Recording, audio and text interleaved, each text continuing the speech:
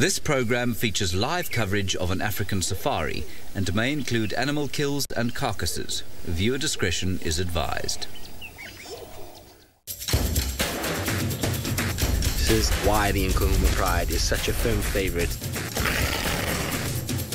It's Kinky Tail.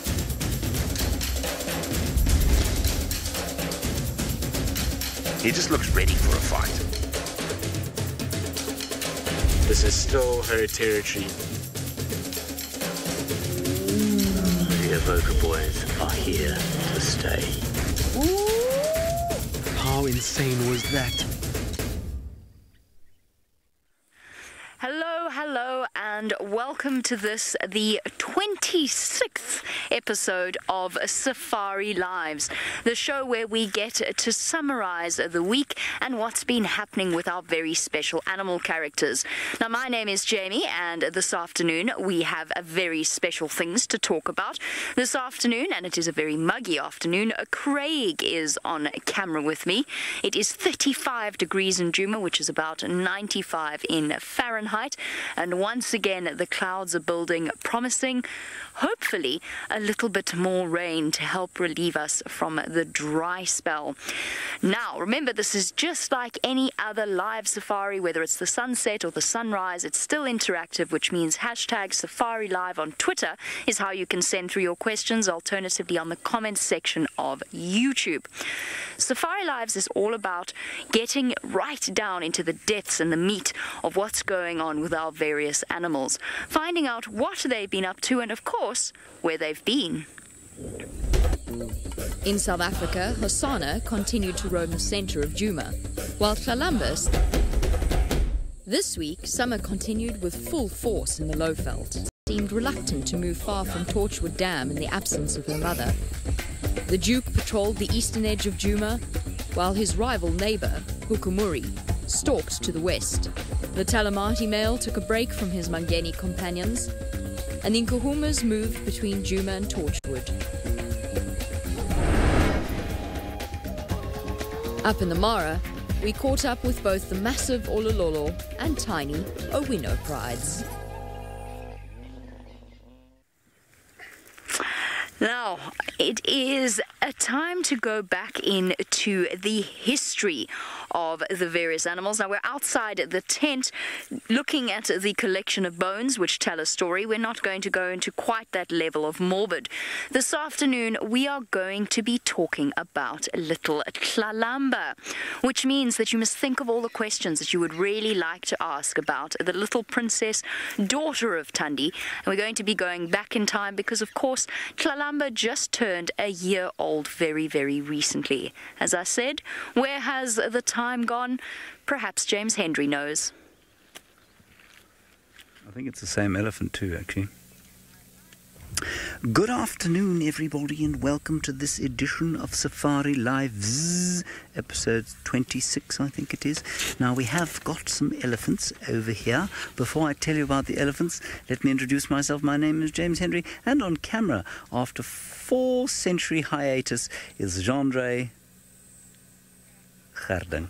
Wonderful. Good stuff. Okay, now we have this herd of elephants here, and quite by chance, we have found the herd of elephants that has the very tiny baby in it. And while this is a character-focused show, and we'd like you to send your questions on our characters to the hashtag SafariLive on Twitter, otherwise the chat stream on YouTube, we do have now a tradition called Clip of the Week. And clip. With summer heat comes rain and babies. This little fellow experienced his first swimming lesson at just a few weeks old, helped by the careful attentions of the whole herd. Life is a series of mysterious adventures for him, with Mother as a massive but very gentle guide. His coordination is going to take a bit of work. Imagine having a pool noodle strapped to the front of your face. This is how useful his trunk is right now. Likewise, his legs are not quite as sturdy as they will be one day, but he already has a very intimidating stare.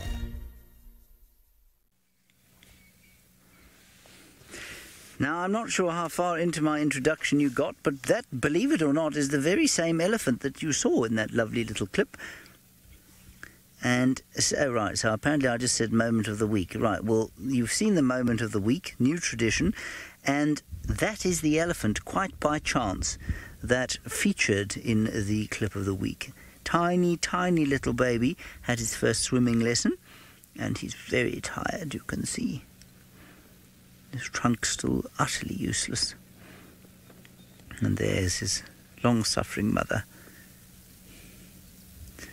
Now, they do belong, of course, I think, to the short trunk herd. She is not the short trunk female, but I think the one behind might be the short trunk female, maybe. Anyway, let's just keep looking at this little baby, and we'll try and confirm that. So this little thing has been around now for a few weeks. Probably 2 weeks. I don't think it's older than that. You can see it is just very unable to make use of its muscles or its nervous system just yet. It's all still, everything's firing in the wrong places, and limbs are doing unexpected things. The trunk is definitely doing thousands of unexpected things. And as I said there in that little highlight, it must be very much like having a pool noodle strapped to your face.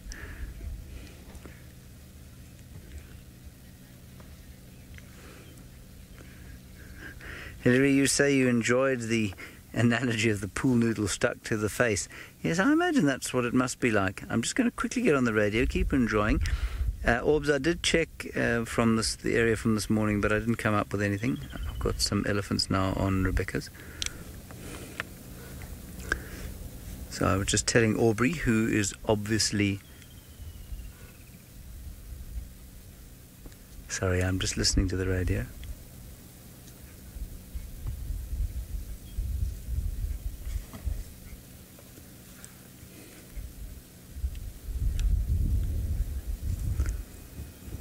Okay, copy, thanks. He's just telling us where Hosanna is, or where he was. Alrighty, so we've got this little elephant in his herd, and he's got 2 weeks behind him, and hopefully another 65 or so years ahead of him. I'm saying him, I don't know that he's a him. I don't think I saw that he was a him. But I'm just guessing he's a him, so we can take a look forward to his life. 60 years from now, if you can believe it, it will of course be the year 2078. Now, I know most of us will no longer be extant in the year 2078. Some of us might, but most of us won't. And this little elephant has got quite a life ahead for himself. From here, of course, he has about 12 years in his herd, and this little herd will spend, well, Jamie says she thinks she saw this one yesterday and she thinks it's a her. Well, I'm going to continue without more solid evidence, I'm going to continue with a him, because I had a little story planned, you see. And so he's got about 12 years left in the herd, and eventually then the hormones of adolescence are going to start coursing through his body, and by the time he's 15 or so, then the matriarch of whatever herd he belongs to, most likely the same one that he belongs to now, will toss him out and tell him that it's unacceptable the way he's behaving, and then he will have to join up with some friends, form a little bachelor group. Oh, this is just too magic, look at this. Form a little bachelor group. Hopefully they'll be taught the ropes by a big old bull who will have to discipline them, probably with violence, unfortunately, but that's often the only way that young males learn. And then he'll progress into maturity at around about, let's say, the age 25. He might be lucky to find a lady between 25 and 30, but possibly even after 30. And then he will join the ranks of the fathers of the elephant world until he's around about 60 years old. So all that to look forward to, and he doesn't even have to go to school. Isn't he lucky? Doesn't have to go to school.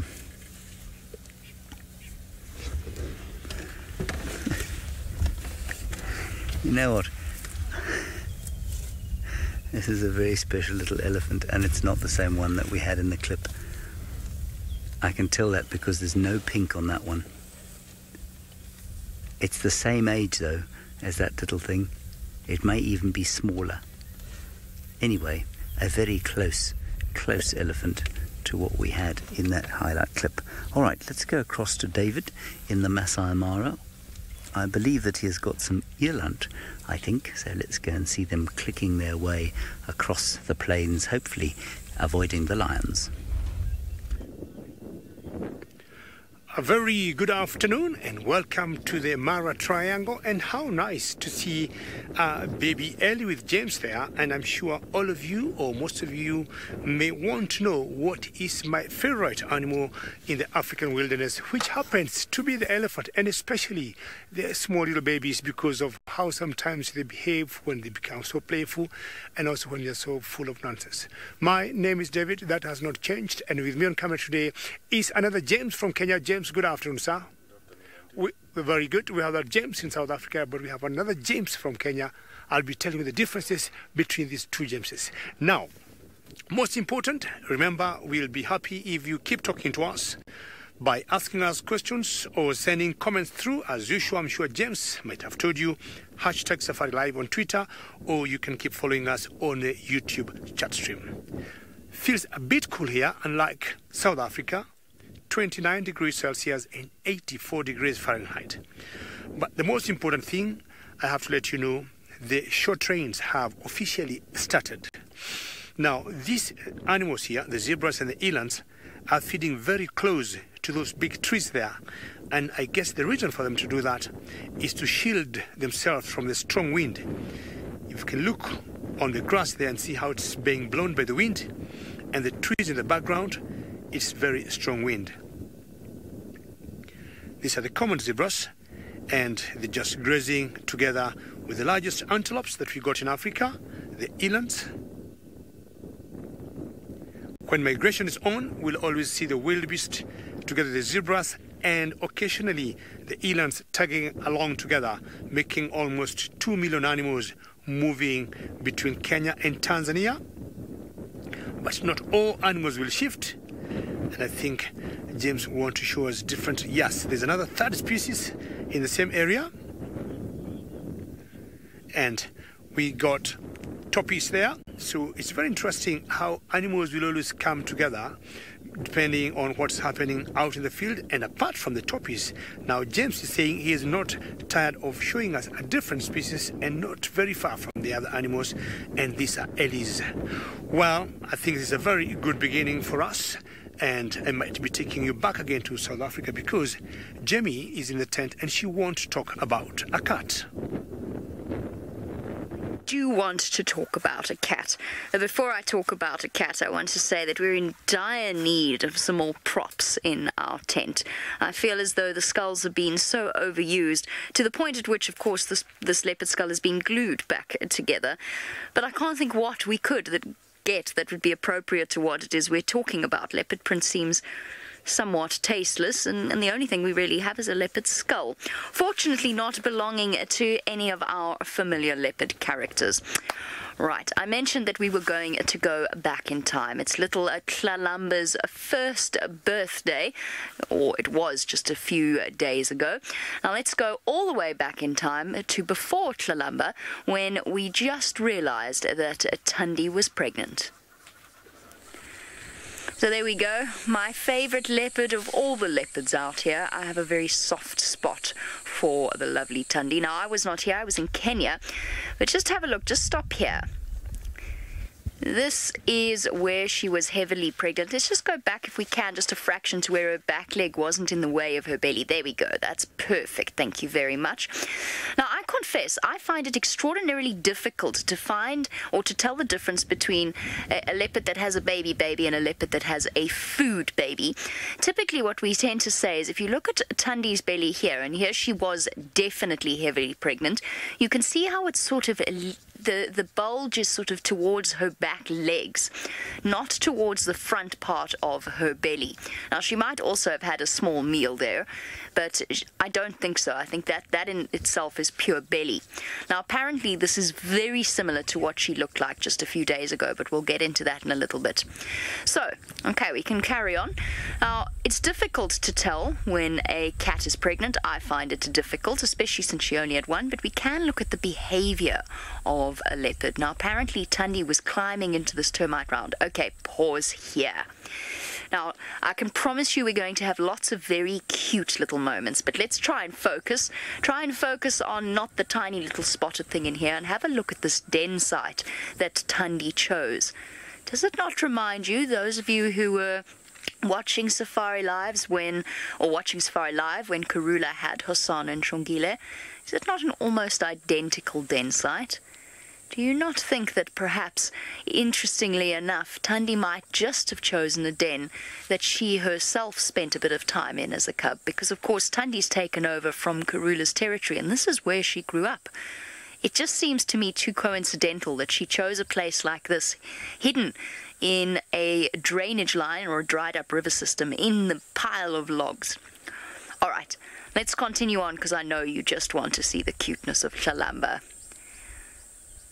Look at little Tlalamba's hesitant first steps. Those giant paws. I'm convinced she's going to be much larger than Thandi when she's fully grown. Stalking through the grass, fierce little predator. Quite terrifying. Now, all of this, of course, was essential to her survival skills. Learning to climb at such a young age, at just a few weeks, was essential. You can see she was only exploring with Mum around. She's calling to Mum. And in those first few weeks, she would have stayed right up close to Thandi. Tiny little legs. And what makes me sort of sad is that I missed when Thandi was nice to Tlalamba as she was there. She looked calm. She looked relaxed. Oh, okay. Just a cute little example of Tlalamba hiding. Also an essential skill. Now, I missed all of this, which is deeply tragic for me. I was very sad that I missed the birth of Thandi's cub, the first cub that she'd had on Juma. Now, I mentioned that I missed out on Thandi being nice to Tlalamba. The only time I've ever seen the two of them together, Thandi is constantly snarling at her. It's part and parcel of the process of independence. It's now a year later. Tlalamba is no longer this tiny little bundle of fluff that needs protecting.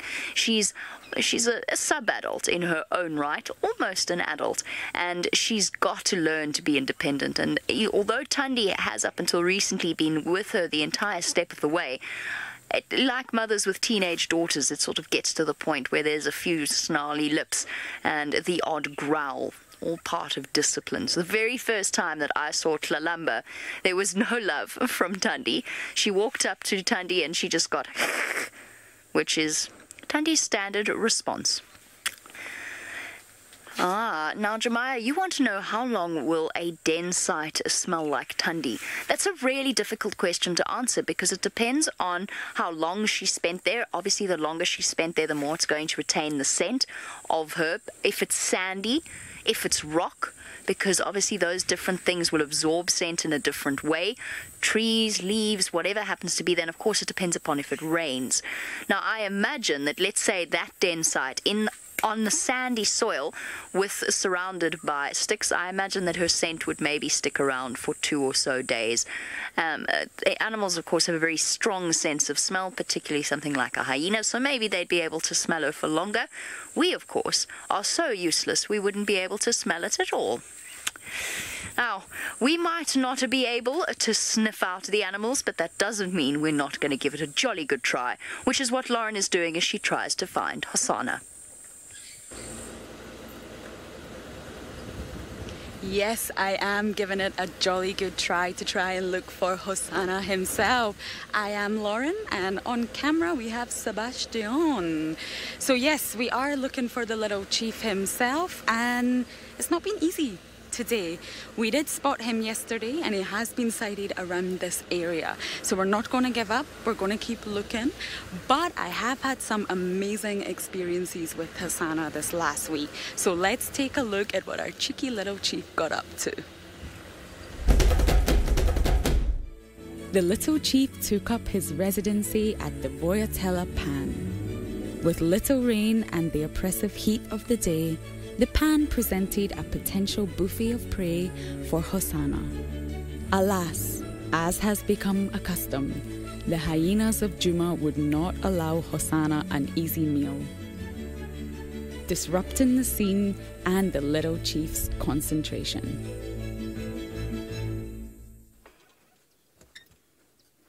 Wasn't that an amazing moment with the little chief? Getting all annoyed by the hyena who keeps trying to disrupt his feeding. They are the main competitors of one another, hyenas and leopards, and they both I believe, they both know where they stand with one another.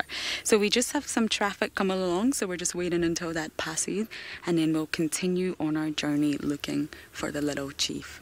Now, we normally find him. We just need a little bit of time. He's a little bit better at hiding than you would think. Good afternoon. So yes, we're going to keep looking for him and see what we can find. Let's go. Vicky, yes, he is. Hosanna is okay with the hyenas. He's obviously a young cat. He's going to be 3 in February, so he's 2 3/4. Is that correct? So he's still young, he's still learning, but he's slowly developing into a man. And hopefully we'll be able to find him to show you exactly what we're talking about. So yes, he is okay with them. Leopards and hyenas both steal each other's kills, believe it or not. So they will pinch food off one another when they can. And sometimes they have even been sighted feeding on the same kill at the same time. Where are you, boy? So while we continue looking our search, let's go over to see what James has found. Unfortunately, I found you a termite mound, but this is the termite mound that Aubrey says Hosanna was last seen near this morning. It does not appear to be near it anymore. That particular termite mound, you might say to yourself, but how on earth can you possibly pick a termite mound from all the other termite mounds that are all over this place? And the answer is, of course, that it is an old hyena den. And I know it's an old hyena den, and everyone knows it is an old hyena den, so I've come to the old hyena den to see if Hosanna is at the old hyena den, but he is not at the old hyena den, and now I don't know what to do.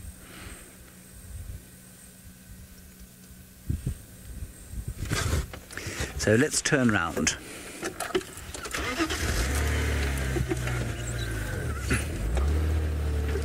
Whoops, daisies, we appear to have picked up a small tree. Aubrey said he was next to this termite mound between these two dead trees, just on our right-hand side.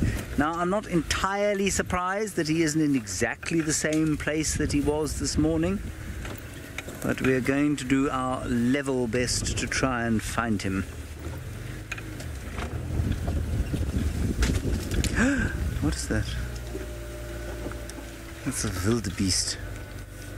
Just a wildebeest. While we look at this wildebeest and appreciate his existence, let us go to Jamie Patterson in the tent to talk about seeing him on foot.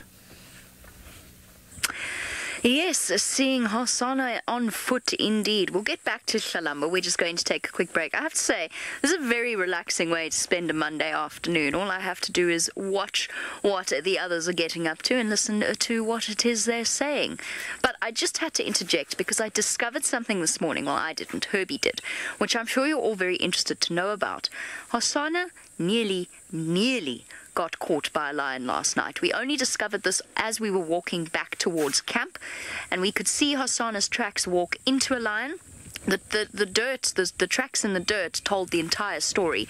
Could see him walk into the lion, saw the lion take off after him, and Hosanna was running to the point his claws were clearly visible in the wet sand. I mean, he was sprinting. He got trapped up against a tree, managed to loop around.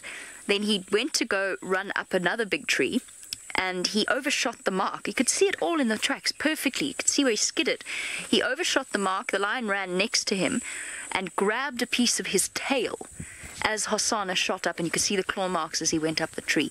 He's absolutely unscathed. He's fine. He might have a little bit of a bald patch off his tail because there was a big chunk of fur, complete with rosettes. So he had a really, really narrow miss last night. It looks like it was one of the evoker males. You can relax, though, because we didn't know any of this morning, and it happened before we saw him. We didn't know any of this, and we found him on foot looking perfectly okay. So everything is all hunky-dory. You don't need to worry about Hosanna. Ah, young leopards. They do cause us serious anxiety attacks. Watching them grow up is both an extraordinary experience and at the same time it's slightly terrifying, especially when they're as young as Tlalamba once was and just as vulnerable. As you can see, Tundi's patience had already started to run out when Tlalamba was just a few weeks old. There's a reason Tundi has such a soft spot in my heart. Down we go back into the hollow of the tree. So already Tlalamba was showing that ability to, well, hide, which is so crucial to leopards' survival. Wow. That was just a shameless excuse to show you her as she grew up a little bit. And just a little bit, what was I going to say? More adorable. Now, what we wanted to talk about a little bit was the difference between Tlalamba and Tamba, and the way in which it seems as though Tundi produces offspring with the biggest paws and the biggest ears in the entire world. So if we go back and have a look quickly at those ears over there, are they going to come back? There we go. No, that's still me. Hello. Those ears there, those little ears. Those ears. That is the adorable little Tlalamba. Now, I do have a picture of a Tamba, but due to an issue with internet, I haven't managed to actually call it up. But just memorize those ears. Look at those massive ears. You can't see her paws at the moment. And look at those eyes. And a little bit later, I'm going to show you a picture of a Tamba. And you can have a look and see just how similar Tundi's offspring are. They all have these enormous ears. They all tend to grow into them. Tambas were extraordinary, though. Tamba was a little bit almost Dumbo-esque. If he'd flapped his ears quite hard, he might have been able to take off. Fortunately, he never needed to because, of course, being a leopard, he had the extraordinary climbing skills and jumping skills. Now, well, Lauren has been off, I believe, looking for Hosanna. She hasn't found Hosanna. She has found the biggest potential threat to both Hosanna and Tlalamba.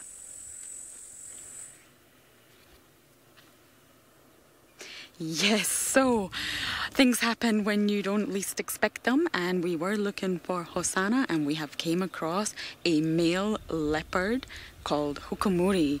Now this leopard in front of us does have a kill stashed up a tree here, and that's exactly why he's in this area. You can see way up the tree in the fort we have what looks to be an impala. It's just hidden behind the branches here. So this kill got up the tree by Hukumuri himself. Leopards are notorious for dragging their prey and hoisting them up the tree. They can hoist almost double their own body weight up a tree when they really need to. So Hukumuri here is a dominant territorial male, and he is the one that clashes regularly with Hosanna's father, Tingana.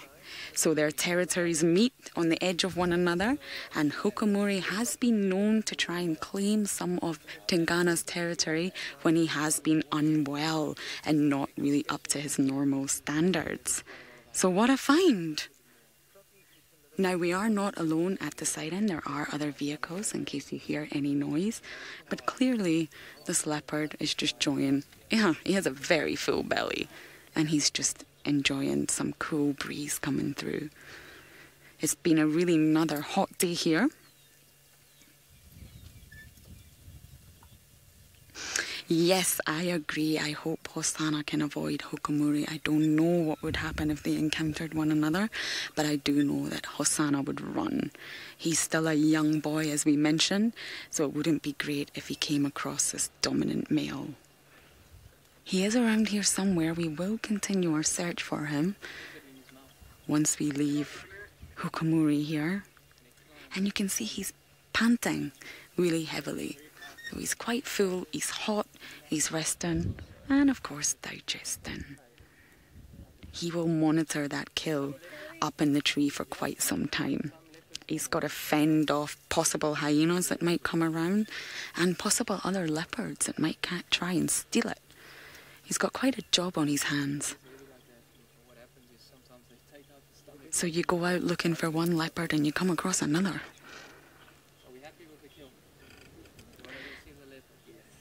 So while we stay with Hukamuri a little bit longer, we're going to throw you all the way up north to the Mara with David to see what he has found.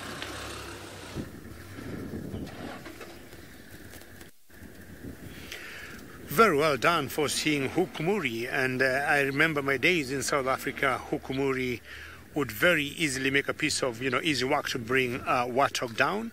Well done. And we got different cats here, and we got a whole pride of lions here. And this is the Olololo pride. And because I guess it's a bit chilly, all of them are tucked in that grass in a little lager-like. And near those rocks, which I hope those rocks are radiating some heat to them, I would guess. And they were seen not very far from this area this morning by Tristan and James. And I thought as soon as we left camp, I told James we're going to swing by and find out if they could be in the same area. If they had eaten, chances are they may tend to stay where they are now. And that lager they're in, there's always a stream not very far from there where they would easily get some water. Apparently, this pride of lion is very good, and when it comes to hunting, they're very effective, and they could hunt anybody.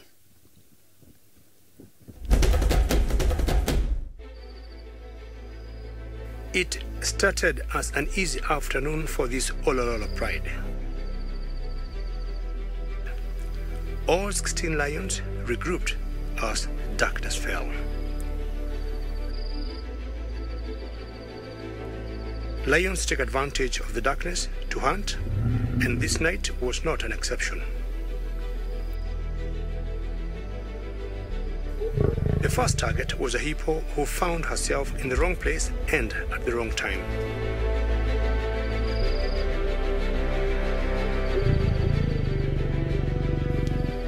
However, the young hippo outwitted the Olololos. Welcome back live, and you have seen these youngsters, especially the two you see there. I'm not sure they're the same one. They tried to bring a hippo down, and it's not very easy for lions to bring hippopotamus down. Hippos are very clever animals and not easy just to prey on them, as lions are used to, for example, bringing zebras or wildebeest down. That particular hippo youngster, it was late at night, and the Olololos are about 16 when they are all together in the whole pride. And these were just two youngsters who were just playing with that hippo. And the adults, I think, in that pride thought, let's not waste our energy, let's not waste our time trying to bring down this hippo. We better try something else. And a day later, they brought down a wildebeest, which I think was an easier bet for them than trying to bring down a hippo. Now we're going to go back to these Olololos here, and for those of you who are joining us now, I want to put my head down because James says my head doesn't look as good as the lions, and I think he has a point.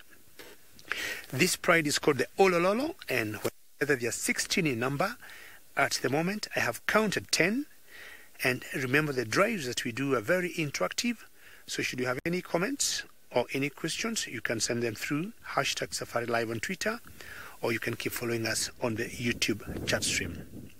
Now, one thing that I respect these lions for is their strength in numbers.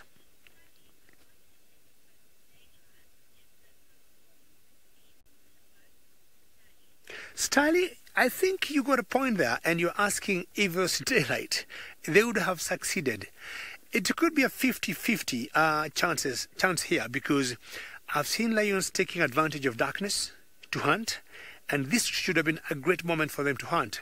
But now I'm looking at this hippo having spent about 11-12 hours in water and only coming out at night to eat. And you come out and you're welcomed by lions. You're hungry, you've been starving the whole day, and the first thing you come out of water are lions. I think he was like, I'm not ready to die, I'm ready to eat. But again, it could have gone either way.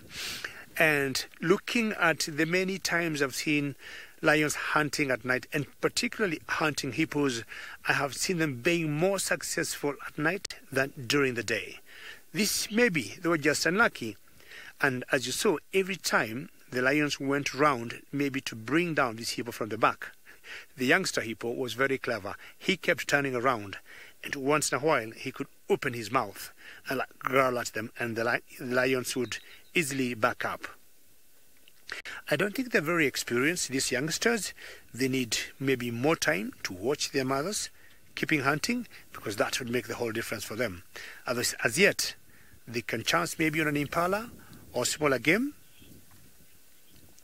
but maybe not big or dangerous animals like, the hippos.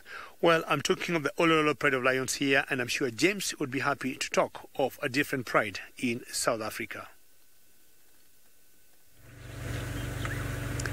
Yes, I will just now.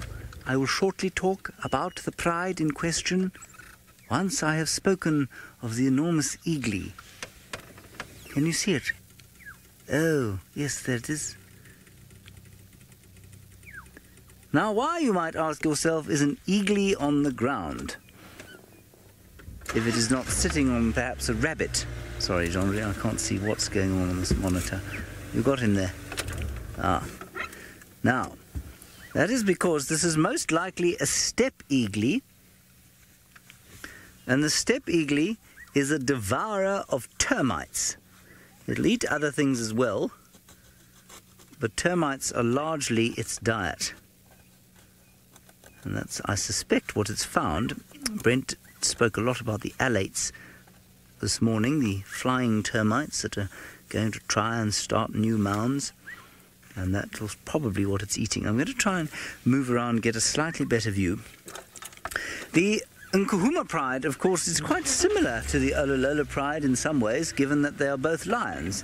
That's the major similarity, of course, between the Nkuhumas and the Olololo pride. The other similarity, though, is, of course, that the males, the young males in the pride, are going to have to find a way in the world that is, I think, very traumatic in the wilderness. The Olololos, of course, have a number of young males, quite a few, and the Nkuhumas have got their own young male, the Talamati male, and of course the three mangy Mangeni males lurking about on the outsides. There it is. Can you see the bird? Say when. Has got, okay? Anyway, while we get a look at this bird, the important thing to remember is that the Olololos will be able to make a coalition on their own because there are so many of them, those young males, and then they'll go off and forge their way in the wilderness. Whereas the Nkuhumas, or the Nkuhuma male lion, is going to struggle to do that unless the Talamati, his cousin, hangs around, all those mangy Mangens hang around, and he manages to forge some sort of friendship with them. And the Nkuhumas, unfortunately, have disappeared since yesterday, but we did find them yesterday, and we found them a few days before that, well, two of them anyway, on a zebra kill. The Nkuhumas have been in a little turmoil of late. Split for some reason, quite possibly because the evokers have been around, threatening the young males. Amber Eyes has not let this affect her appetite at all, and if I was a male lion, I would be deeply intimidated by her size and piercing glare. Nothing, of course, gets in the way of a lioness and her sleep, not even the threat of a male coalition. In this case, probably because she knows that any male in the Lowveld summer will not move more than half an inch while the sun is up. Right, well, there you are. You can see that the voiceover didn't quite match the pictures that you were watching, but that's simply because I find the story of the males in their pride most fascinating indeed. And I think that is why that they've split up, and it was just Amber Eyes and that other female. The males were not far from there. the young males. We did see them the next day, the mangy mungans, not the other male, but he was calling somewhere close by, and where the rest of the pride was apparently was Arethusa, which is off to the west of here. So I think the presence of the Avoca males in the area has perhaps chopped up with the pride, and I think that they are trying to perhaps protect the youngsters from the marauding Avocas, although they're not really marauding. They are very sort of hipster, if you like. Let's go back to Lauren now, who is younger than I and understands hipsters, I suspect. She is, of course, with a gangster.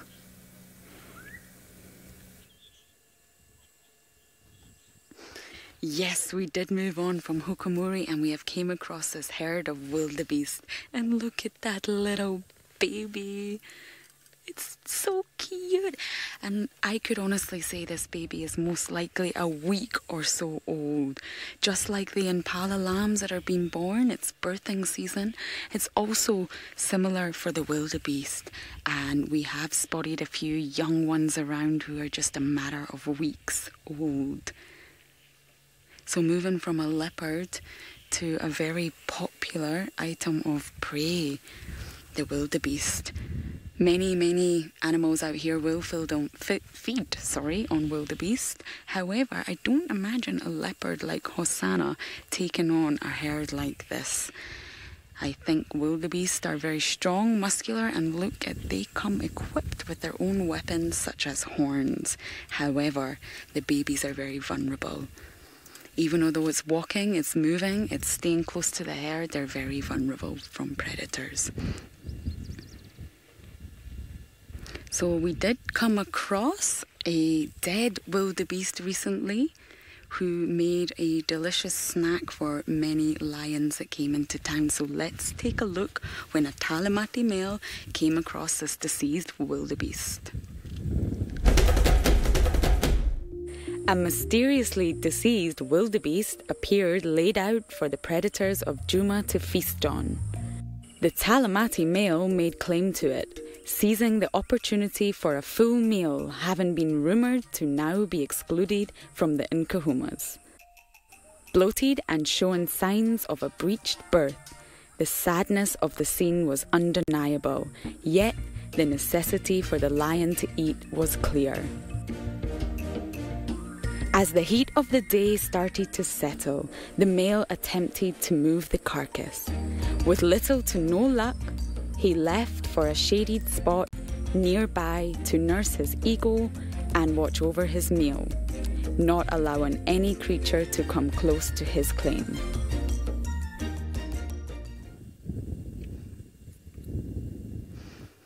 That was indeed a hard sighting to watch. However, nature is nature, and of course the wildebeest had died of natural causes and was stumbled across by the Talamati male. When we went back to the carcass later, there was the Nkahuma pride taking on the carcass and hyenas around. So that Talamati male was lucky and he definitely got in there first, although he wasn't doing a very good job of trying to move it into the shade.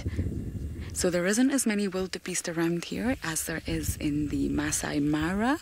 However, there is obviously small populations of them around protecting their babies. So while we stay with the wildebeest, let's go over to Jamie for more discussions on the leopards. What little gangsters those wildebeest are, and what a little gangster this little chap is. I promised you a picture of a Tamba. And there you go, there, those massive ears. I wasn't planning on it being such a small screen, but we will make it do with what we have. That photo is a courtesy of Louise, and it is a truly lovely photo. And that is Tamba. Now, those of you who know Tamba quite well, or know Tlalamba quite well, you will have noticed that they have the same very serious expression. I don't know what it is. I don't know if it's the length of their faces combined with the size of their ears, but there's something about them that's very pensive. They're pensive cats. And Tlalamba, that was the first thing that struck me with Tlalamba, was that she was very thoughtful looking, and she looked at me with very serious eyes. I don't know if she inherited it from Tingana, because of course Tamba and Tlalamba are full siblings. They're not half siblings, as often happens in the leopard world. They're both of them, their father is Tingana, and both of them, of course, their mother is Tandi. Now, with a name like Tlalamba, you're not really thinking pensive. I'll go into that in a bit more detail. But once upon a time, Tlalamba was not nearly as serious as she is now. Well, the more we got to know the little lady, the more we started to get a really good idea as to her character and personality. And she had people around the world enthralled. I know she had Tristan wrapped around her little toe, just due to the incredibly playful and entertaining nature of her personality. Hence the name Tlalamba. Now, Tlalamba was chosen by the guides who work and spend a lot of time on this reserve. So between Taxon, Rexon, Herbie and Aubrey, they chose a selection of names, which was then, of course, voted upon, and Tlalamba was the chosen result. Now, to sum up the meaning of it, it's a sort of a mischievous and playful leopard. Well, not leopard, but it's mischievous and playful. So mischievously playful or playfully mischievous. You can work out whatever way you want to say it. Now, lots of people struggle with the pronunciation of the little princess's name. I'm sure you've had plenty of lectures in the past, but you never know. We have new viewers who might struggle. So what I'm going to do is not meant to be in any way patronizing to you. But this is how I was taught to say the various combination of consonants that you do find in the African languages of South Africa. So the TL at the start of her name is pronounced Tla, right? And the way that I was taught when I was a kid at school was our teacher used to make us say each vowel. Okay, so repeat after me. I, of course, have no idea if you're doing this. You don't have to repeat that part. Kla, kle, kli, klo, klu. Kla, kle, kli, klo, klu. Kla, kle, kli, klo, klu. Tlalamba.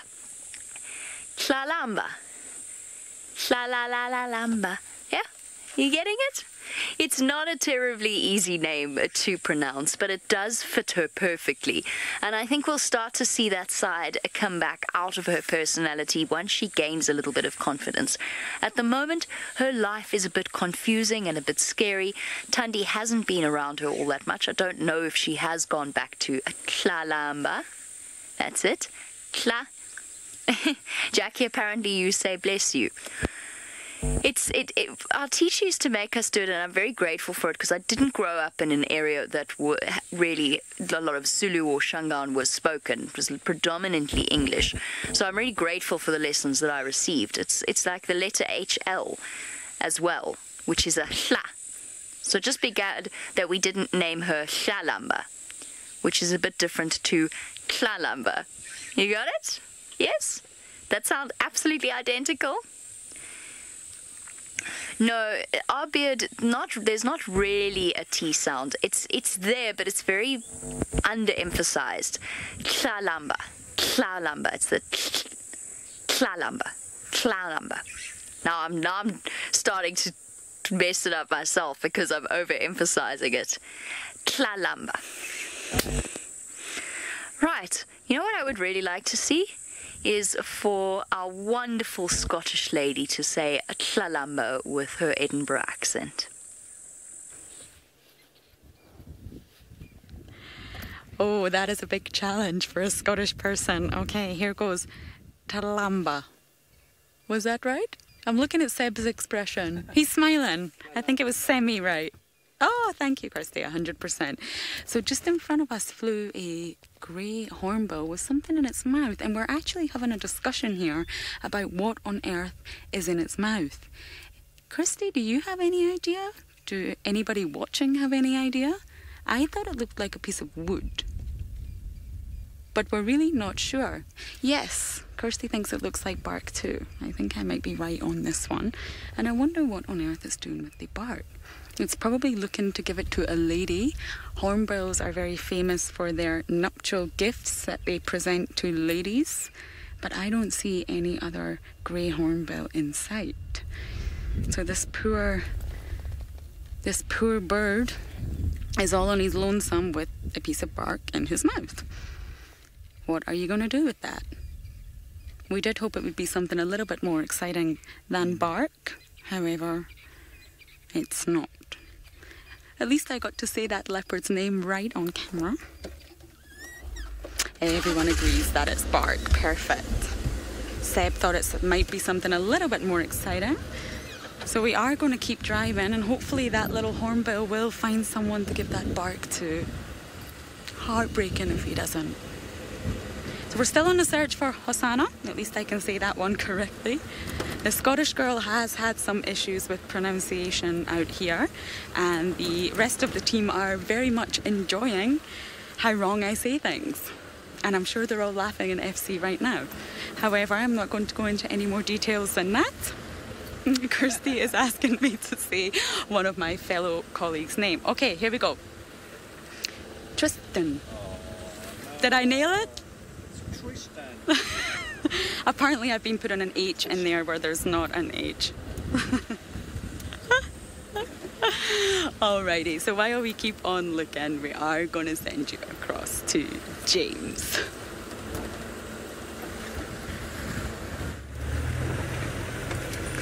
Oh, apparently she's...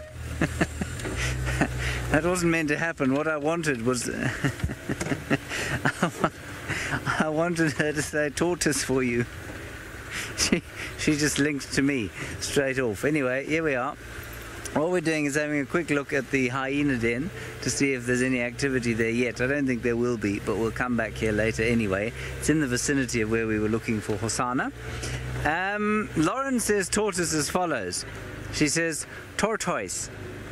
There is a tortoise. I said to her, what is a tortoise? She said, that is a tortoise. I said, no, that's a tortoise. She said, well, I don't know, Kirsten. You ask her to say tortoise and you tell me whether she sounds Irish or Scottish. All right, let's have a look here. Enough silliness. All righty, while we're on our way to the hyena den, we have had some activity at the hyena den this week. Hyenas are said to have sensitive noses, about 40 times more so than humans. The satanic odour that must have assailed Corky's son in this instance indicates that their impression of pleasant versus unpleasant is completely different from ours. It's probably time we gave this delightful little fellow a name. Pretty, clearly the recent recipient of about 4 tons of meat, and her offspring have settled in at the new den. Her amazing hyena physiology turning her enormous meal into extremely rich milk. Meanwhile, in the creche, play remains good-natured, although the matriarch's son continues to dominate. And the timing is superb. We have come to the old den, and there is Corky, and there is her little one. Marvellous. Now, I think we all agreed that this is a little boy. And what I'm going to ask you all to do, and I'm going to ask you to do this with a good grace and without fighting with each other, because I know that these things are contentious, I think that we should give this hyena a name today, this young male. I know Jamie had some suggestions this morning. She said we should name them after the theme that their mothers have, rather like they have in the North Clan. And I think because of Corky, one of the options was wine. Was it for this little fellow? I'm not sure that I'd necessarily call him wine. Anyway, I think that what you should do is send through your suggestions. We'll pick 3 and then we'll vote on them. Okay, so send through your suggestions. The suggestions received in the next 2 or 3 minutes are the ones we will use, and then we will have a little voting. Jamie has suggested types of wine, so if we get lots of types of wine and suggestions, we'll definitely go with that. So Jamie has suggested types of wine. Apparently Merlot is one of the suggestions already. You like Merlot, do you? Quite. Right, okay. I quite like Viognier myself. It's a lesser-known varietal, normally drunk by people who don't understand wine, which is why I quite like it. Let's go back to this magnificent hyena, rather than discuss my absence of a sophisticated palate. Corky's got what can only be described as bed ear on the other side. Did you get that, Jean-Andre? Bed ear. Right, we've got Shiraz, Merlot, Bordeaux, Port. What else?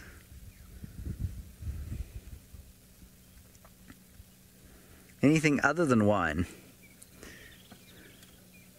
I mean, I think Jamie's idea is a very good one.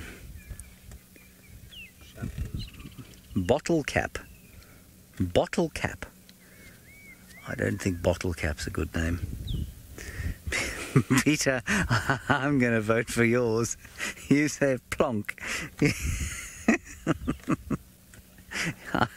I think plonk is an excellent one. An everyday plonk. Yeah, let's call him plonk. I think that's a great one.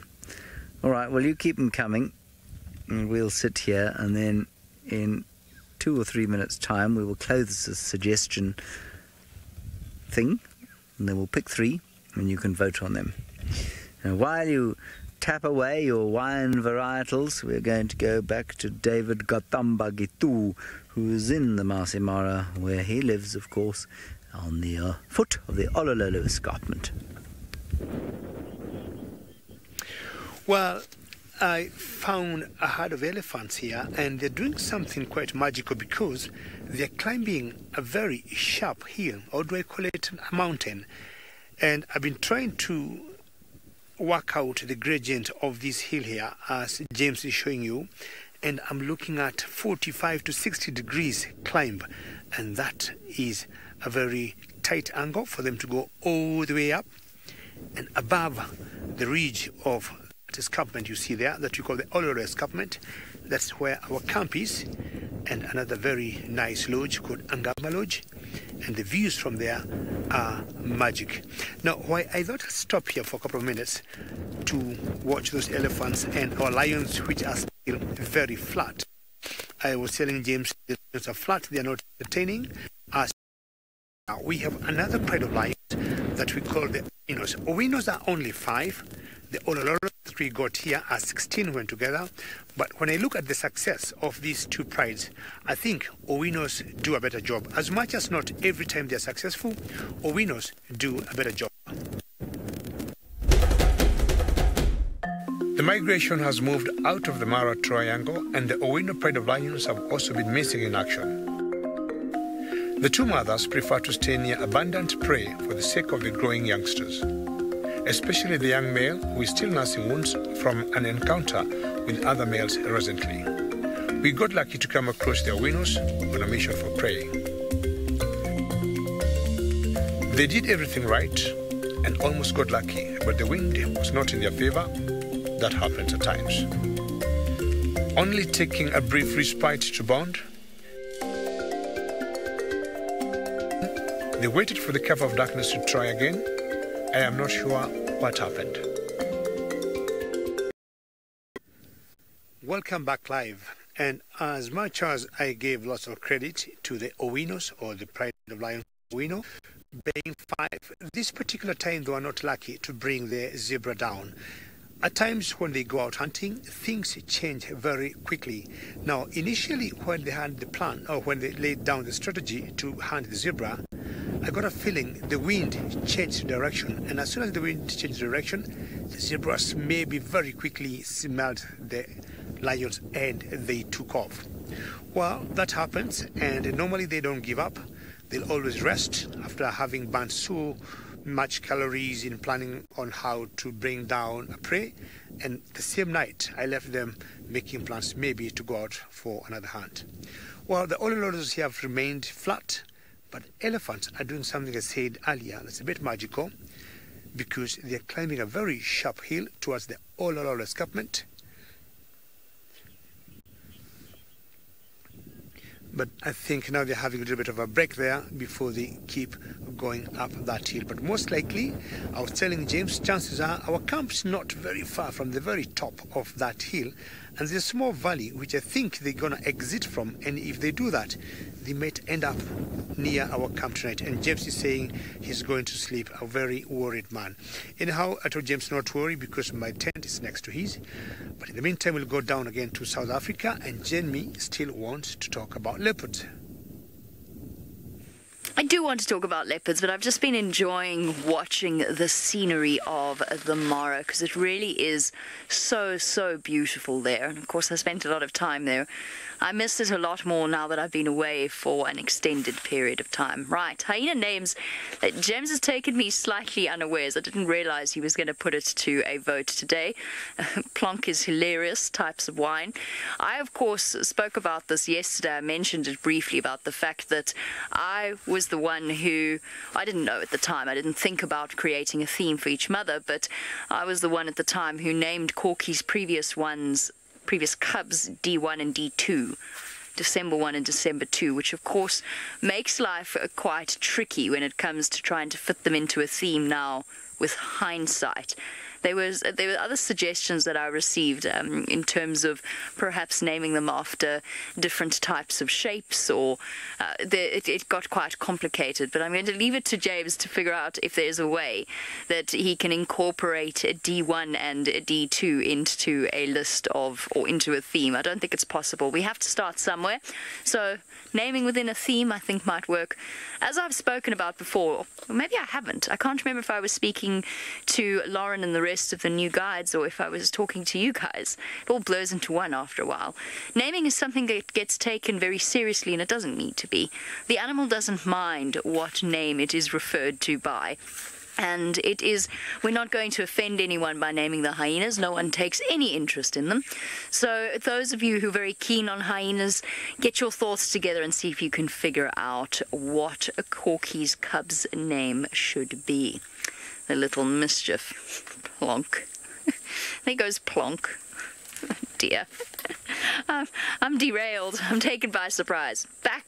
Moving on rapidly to the subject of Tlalamba, which was our focus for the afternoon. Now, little Tlalamba, you've seen her interactions with Tundi, and I mentioned his name ever so briefly in passing, but she also has something of a, I don't know if I would describe it as close, but certainly familiar relationship with her father.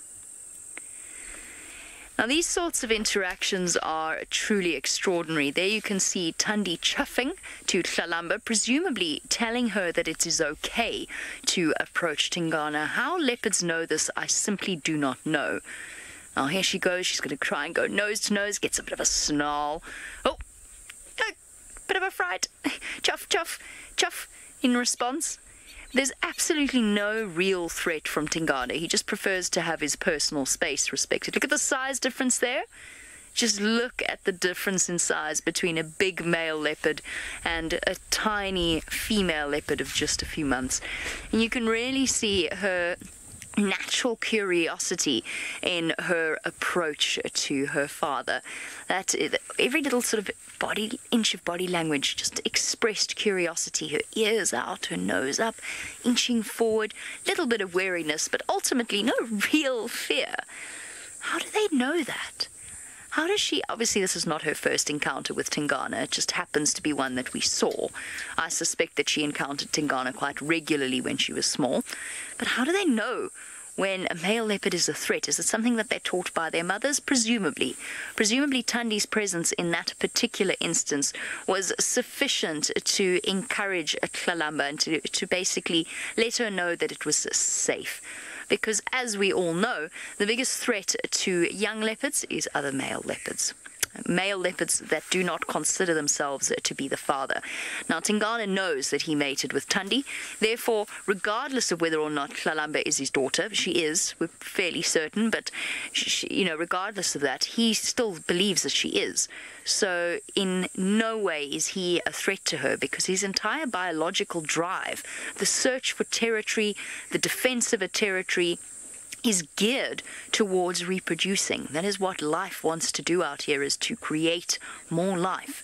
And that is ultimately what the male leopard's mission is, as for the females as well: survival and reproducing.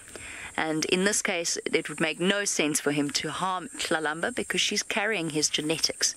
She's carrying his bloodline. And what is nice for us is, as Thandi does reach old age, Tlalamba carries the sort of the last female side of Karula within this area. Of course, there's Kachava, who is Thandi's older daughter, but she's moved quite far away. But hopefully, if Tlalamba sticks around, we're going to continue with that awareness of the queen, or the previous queen, Karula, as we go through the years, and as Tlalamba grows up. I'm hoping it might mean that we actually have Karula's granddaughter inheriting this center of her territory. It's amazing how quickly Thandi moved across into Karula's territory and took over and sort of made herself at home. I know, Debbie. That's something I noticed as well, and I didn't really mention it because we were talking about Tlalamba, but what Debbie's noticed is the difference between the greenery that was abundant when Tlalamba was little and the current state of the vegetation. And you'll see it with Lauren, you'll see it with James. It is dry and brown. Now, not a reason to panic, because although Tlalamba was born in November, a lot of those clips come from later in this year, or earlier on in this year. So it was right towards the middle and end of the rainy season, which we've only just started to go into now. So hopefully by the time March comes along, we'll actually be able to see the same level of vegetation. All right, let's go and see if James has untangled the thorny issue of naming the tiny little cub. Let's go see what it's up to. I'm having nothing to do with untangling any thorny issue to do with anything. I don't wish to get myself in any trouble whatsoever. That is why I have put it out to the vote. What are the final three? Final control, what are the final three that we are going to choose?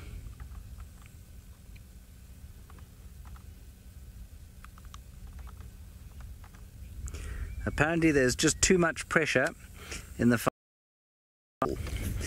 And so hopefully, with any luck, they will find it in themselves to get us the real three.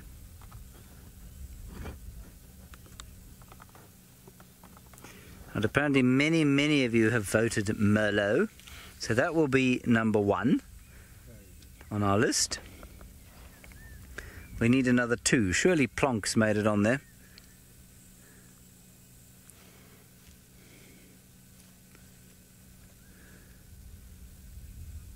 Okay, lots of people like Plonk too, so Plonk is also going on there. So we've got Plonk, Merlot, and Pinotage, which of course is a South African varietal. Okay, great, that's what it is. Pinotage, Plonk, or Merlot. Now, do you guys need to set up a poll in the final control for this? Or do we just ask people to hashtag each? They're setting up a poll. How did people find the poll, Kirsten? I wouldn't have a clue. You just search the hashtag SafariLive on Twitter, you'll find the poll for Plonk, Pinotage or Merlot, and then you just click on Plonk because that's the name you want, and then we will name this cub after what you voted for, after you voted for Plonk. Many of you voting for Plonk. I think it's a wonderful name. I just can't bring myself to take this naming business particularly seriously. And I think Plonk is wonderful.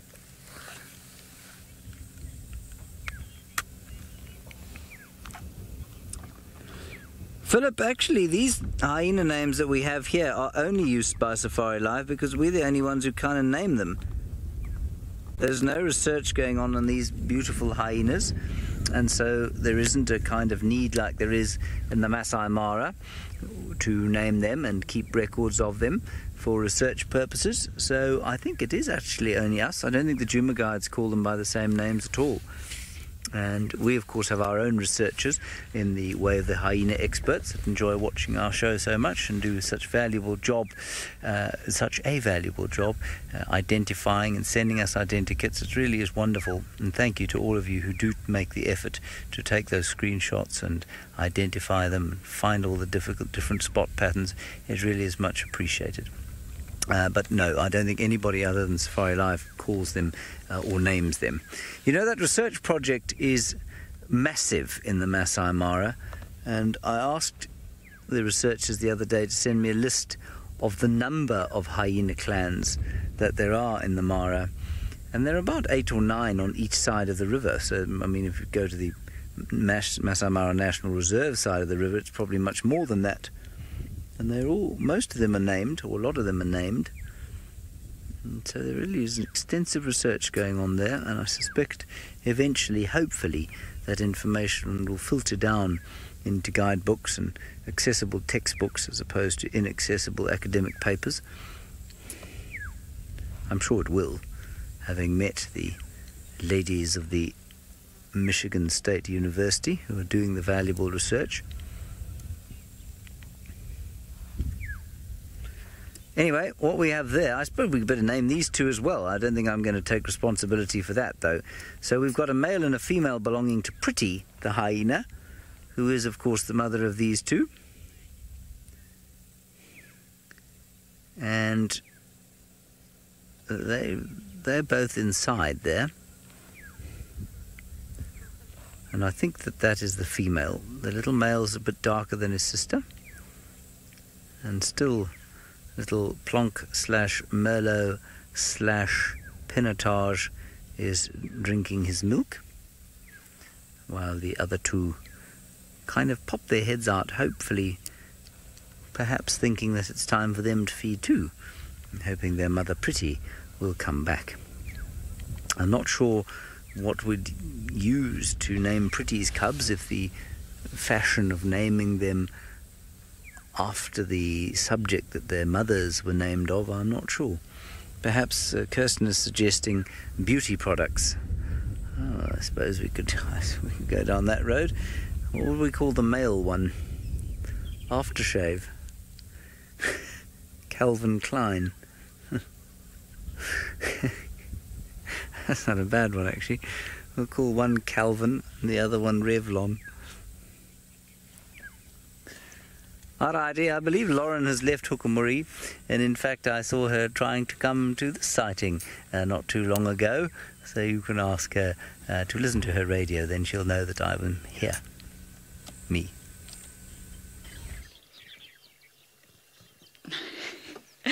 Thank you for that. Yes, we are listening to the radio, don't worry.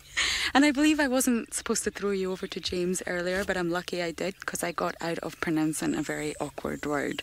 But you know what? I'm going to pronounce it all for you and make you giggle as much as everyone else does. Tortoise. Cute. But apparently that's not right. So there you go, I said it. And Kirsty says it's amazing, so thank you so much. So we haven't had any luck looking for Hosanna. We have found a beautiful raptor in the tree as the sun is starting to set, and there's a little bit of clouds up ahead. We think it is potentially an eagle, but we're not 100% sure. So Hosanna has escaped our clutches, but I was lucky enough to spend some time with his father, Mr. Tingana, who is the dominant territorial male in this area, and of course he has many clashes with Hukumuri. So, it's an African Harrier hawk. That's the one. There we go. Thank you for that, Kirst. So yes, we did see Mr. Tingana scent marking all over the area using his cheek glands, using his urine, and all different techniques to prove to Mr. Hukumuri, this is my area. Please don't come any closer. So let's take a look at those precious moments. The Duke was back and looking regal as ever. With Hukumuri circling the borders of Juma, Tingana was on patrol. He looked in prime condition as he continued on his mission, ensuring that his territory would be known to any unwanted visitors.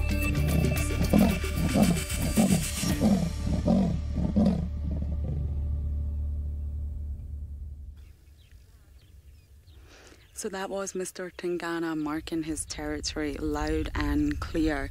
Compared to his son, Hosanna, he does cover a lot more distance. He's always on patrol at the minute, and that is probably because he does know that there is another dominant male in the area. So we're not going to give up our search. We're going to keep looking. We still have time. Hosanna has to be around here somewhere. So let's see. You know, he's probably watching us and going, ha ha ha, they've just driven here and they can't see me. That is quite likely what the scenario is. But we're not going to give up. Stay with us.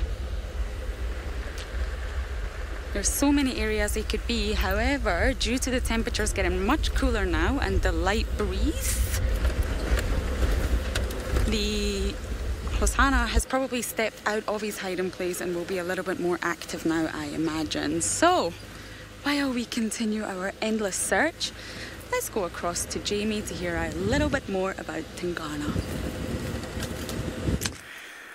Tingana, father, of course, to many a young leopard wandering around. Hosanna, who Lauren is searching for, and of course Tlalamba, who we are talking about now.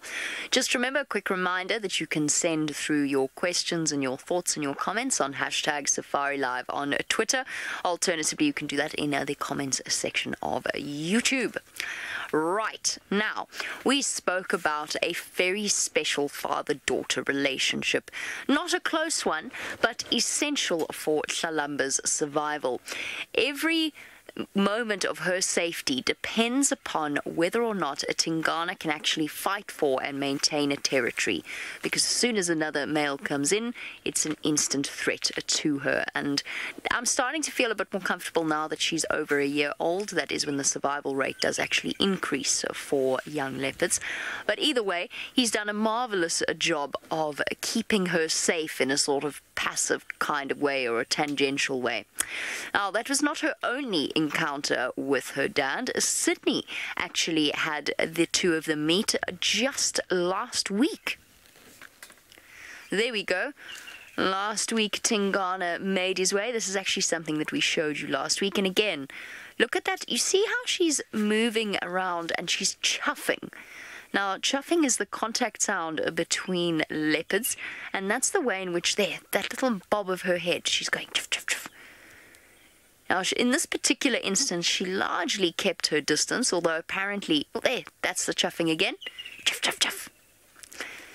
She largely kept her distance before approaching him at one point, and then, there you go, chuffing again, before moving off once again. I suspect that she probably didn't feel all that comfortable approaching Tingana without Tundi. It didn't stop her, though, which just goes to show that that natural curiosity of young leopards runs powerfully through her veins and in that little mind of hers. So she wanted to go up and say hello to him. She's probably actually been quite lonely. We don't know how much time Tundi has spent with Tlalamba, or if she's moved away from her for now. It seems very early. At a year old, that seems ridiculously early for a female leopard to leave her offspring, even a female cub, who usually become independent a little bit sooner. Magic Dragon Wizard, one of our greatest viewer names. Magic Dragon Wizard would like to know if Tlalamba will be all right now on her own if Tundi does not return to her. Probably. Most likely. I'm not going to pretend that it's ideal. She could have used another few months of guidance. She would only really have been ready to become independent at sort of between 15 to 18 months old. So it's a little bit soon. Sooner even than Tamba, who had a couple of months on her before Tundi moved off to mate and then have Tlalamba. But yes, I think she could be fine. She can hunt. She can get her own food. What we'll probably find is that she does what Shungile did when Karula disappeared, and that's spend a lot of time when she's really hungry catching things like terrapins. Now, a terrapin, I think we've got a terrapin shell. A terrapin is not a very, no we don't, or a tortoise would work. Not a very meaty meal. There is some sort of, there's some nutrients to it, but of course the leopard's got to get through the hard casing of the shell. So she'd actually have to bite into that. But it's something that young leopards do to get to the flesh inside. Now, this Speke's hinge tortoise would be a good example of the sort of size tortoise that she would be able to bite through at this age. Lots of impala lambs as well, so she'll probably be okay. We don't know anything for certain, but she certainly has the survival skills within her. Right, speaking of survival skills, we've watched the Olololo Pride go from 4 lions to 16, and what a marvelous job the females have done. Well, when it comes to survival, I would see Talamba maybe in future as the princess of Juma once Tandy is out of the stage. Who knows? Now, I don't see this youngster male here becoming, like the prince of this area or the Olololo area, because once males get a little old, 2.5 years, as he flicks his tail there, they are always either shown the doors by their mothers, and if they don't leave, we'll get the territorial males or the pride males in a particular area or territory will come and forcibly throw them out of the pride. So this is one youngster of the Olololo Pride of Lions, for those who are joining us now, who have never joined us before. And we're in the Mara Triangle, and not very far from the Olololo escarpment, and that escarpment gave them their name. They always hung around near the escarpment. Initially we had about 10 together, and I moved down another 300, 400 yards or so meters and found this particular youngster not very far from the rest. To his right there was another one. I can't see it now, maybe it must have moved, and the direction James is showing you is where they were. Whichever you like to know the Olololo territory size. Now, give or take, they venture at such a big area, and I would estimate it to be about 40 to 60 square kilometers. 40 to 60 square kilometers, and that's not a bad acreage for such a big pride, because Denjavu, when they're all together, they're 16 in number, and 16 translates to a huge territory, which would cover much ground because they will need lots of prey. Now, the migration has been around for a couple of months. Most of it is gone down to Tanzania. So the Olololos now are left bringing down the dangerous animals, like what we saw a few days ago. They're trying to bring down a hippo. And then after hippos, they're left with 3 other choices: buffaloes or giraffes.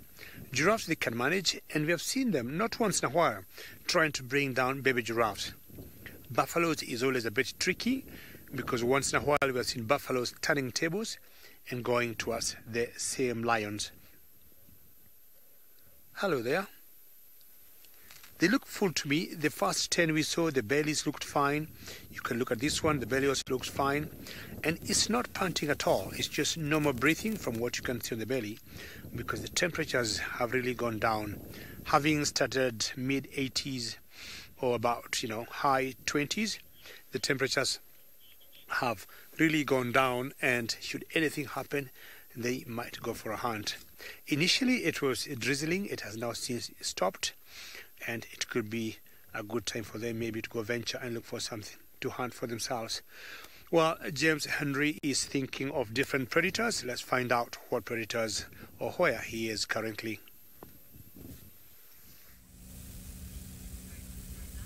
I am sitting with the hyenas still. I have not moved. There are Pretty's 2 cubs, provisionally named Calvin and Revlon. And everybody, that little thing walking off to the middle of your screen, 61% of you think he should be called Plonk at this stage. We'll only finalise that at the end of the drive. But 61% of you thus far think that that little fellow should be called Plonk. I think that's wonderful. I thoroughly approve. You do still have a little bit of time to change your minds. I'm not going to move the car. I know there are lots of sticks in the way. I just don't want them to rush back into the hole when I start the car. So I'm just going to let them wander about without my doing that. I think that would be the nicest thing for me to do. Ooh, a bit of a vom. How lovely. Now, I mean, if there's one thing more evil than hyena dung, hyena vomit must surely take that cake. Very nervous with just the matriarch around, our pretty's youngsters.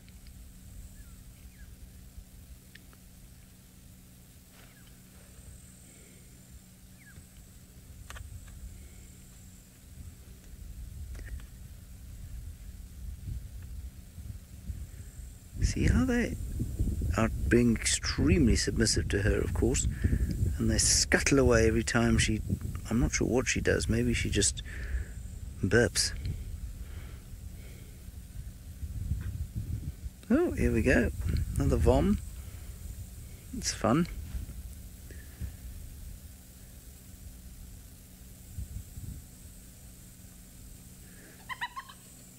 See? Yes, Paul, I'm sorry. Apparently you're eating yogurt. Genre, can you get onto the hyena that's got its whatnot sticking out, for want of a better term? Now, I have called that a female, and I am just seeing if I agree with myself. You see, it looks a bit pinched on the end there. Now, I assumed that was the female because she's bigger than the other one. That looks like a male.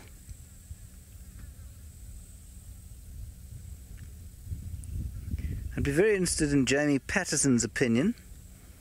I just assumed that one was male and one was female and one was bigger than the other, and therefore the female. Might be at this stage of their lives that the males are bigger, and that androstenedione that makes the males so much, or that makes the females bigger than the males, is not in fact yet active. Well, let's go across to Pajamas Patterson and get her expert hyena opinion. Only thing I can say about trying to determine the sex of hyena cubs this young is volmos. In other words, if you want to give it a go, I find it incredibly difficult. Yes, it looks pinched. I think I agree with James that the larger cub is female. Females do have a little bit of a pinch towards the end of the phallus. It's a really difficult thing to do, and the researchers get it wrong. And I mean, they know what they're doing. They know what they're looking for, and they get it wrong all the time with cubs. That's why they try and do it in 3 sort of independent stages. There is actually very little physical sexual dimorphism between male and female hyenas in terms of size. So this is something we all believed, and I believed up until relatively recently. New research seems to suggest that rather than being, oh, there's elephants. I'll show you in a sec. Rather than being unequal in size, it's actually just the dominance of the females that gets them better access to food, so they're not as necessarily they look bigger, they're better fed. So there's actually very little physical difference between males and females in terms of size, and I don't think it's pure male and female that determines that's resulted in that size difference between Pretty's cubs. Hello, ladies. It's the baby. It's James's baby. Look. You know that's a one.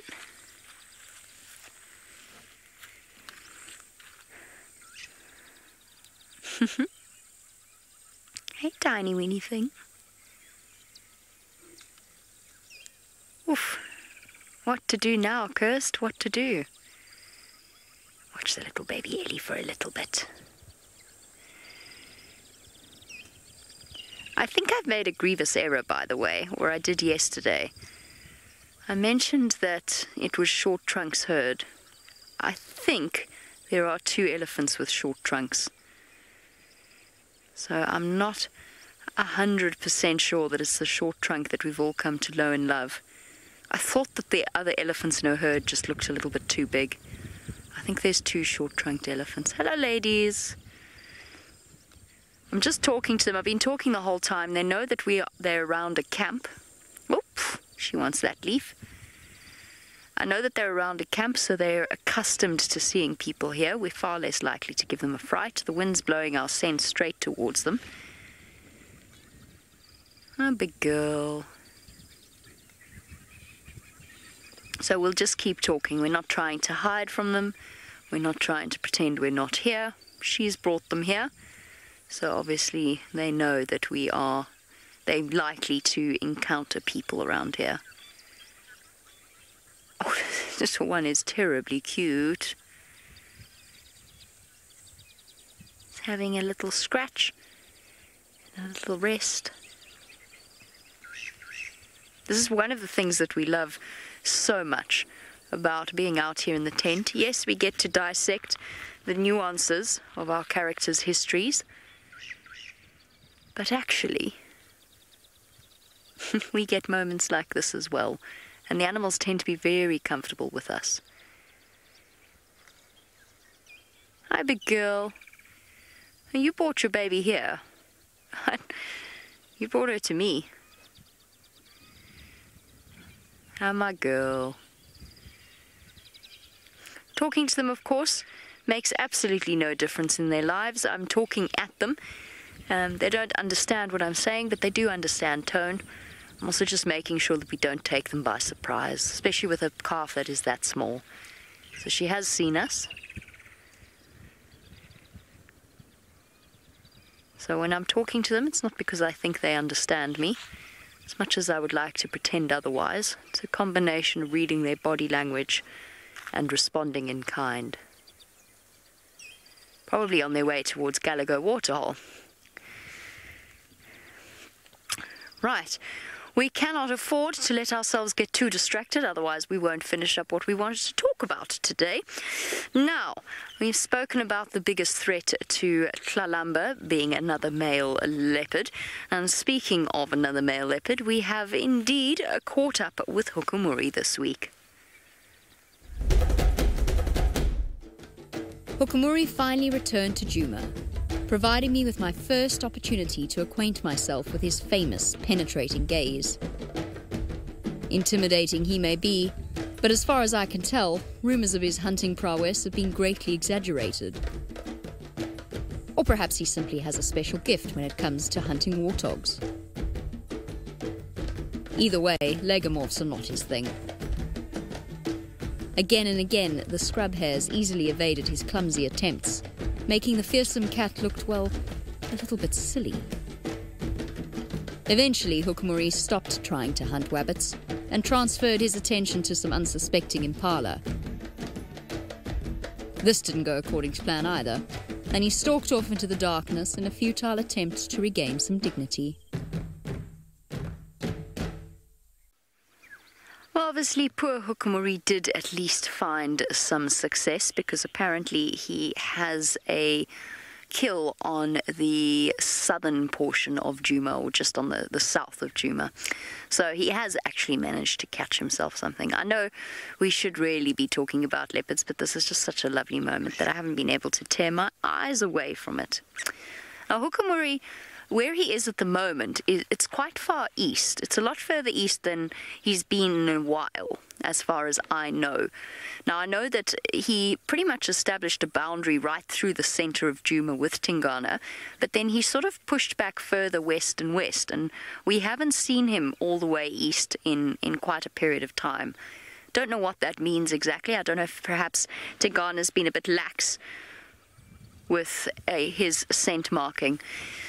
Trish, you want to know if Hukumuri is actually, in fact, in Tingana's territory? I haven't fully established in my own mind exactly where Tingana's territorial boundary is with Hukumuri, so it's difficult to say for certain. I'm trying to think where the furthest west is that I've seen Tingana in the last few months, and I have to say I don't think I've seen him. No, I've seen him in Treehouse Dam, so yes, he's very close, if not in Tingana's territory. Also, remember that territorial boundaries are they're not set in stone. It's not a wall between neighbours. It's elastic, and it changes, and it moves backwards and forwards depending upon where each individual is at that exact moment. Right. We're going to stand and enjoy this stunning scene in front of us. But speaking of Hukumuri, let's go through to Lauren with the rogue himself.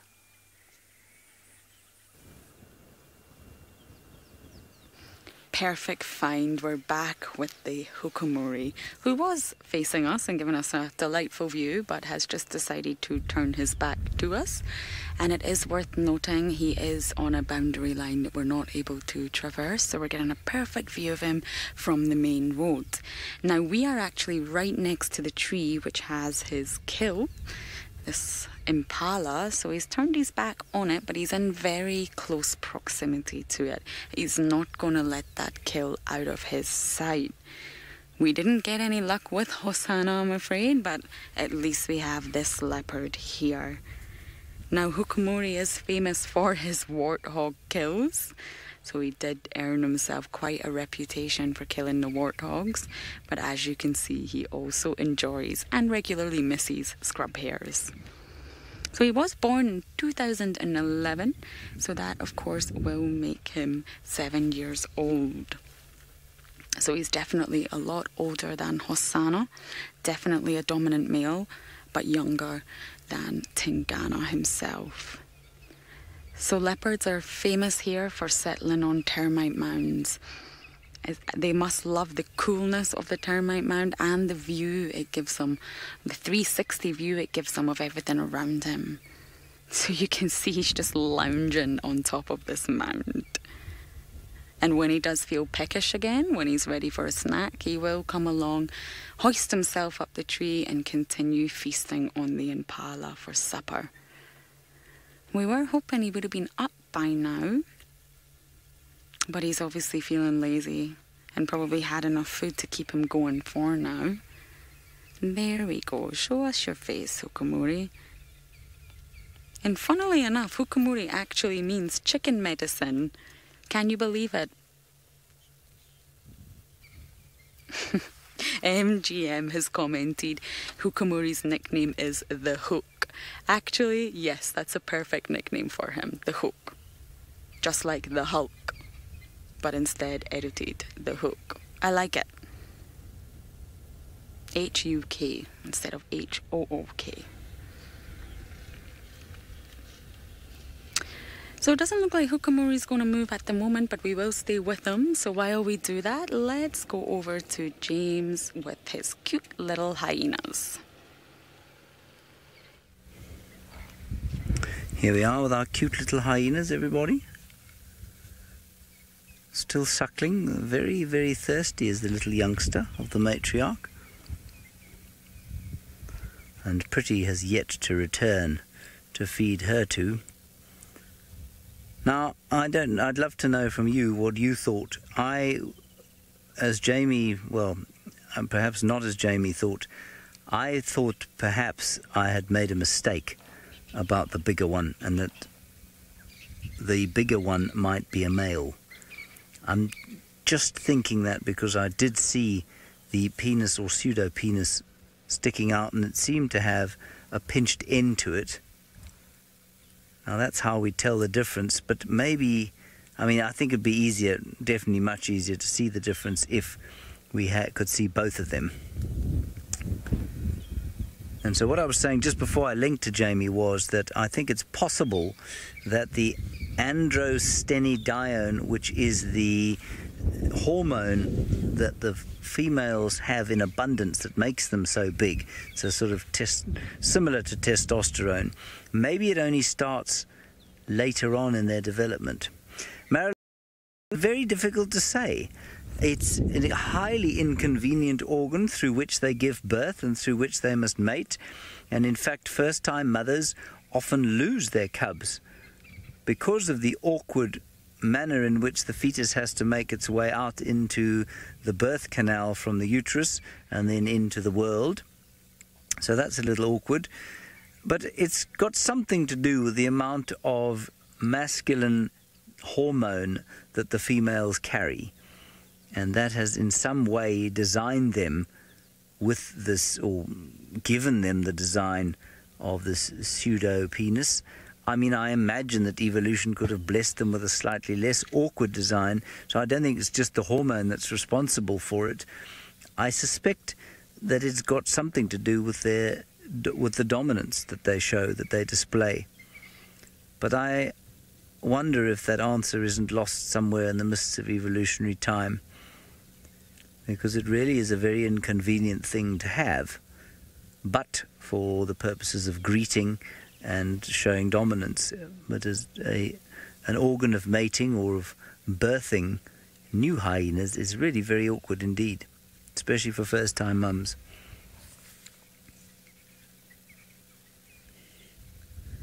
And of course it was the reason that so many people thought that hyenas were hermaphrodites to start with. I forget exactly who it was initially. I think it went all the way back to... Did it go back as far as one of the ancient Greeks? Or Herodotus? No, it wasn't Herodotus. I think it was one of the ancient Greeks, actually. But I don't remember, naturally, because I haven't repeated the fact in the last 2 or 3 days, which means that it is now gone from my head, which is unfortunate. I think it's quite easy to find. I will find it for you, in fact. Give me 1 second. I remember where it was that I saw it.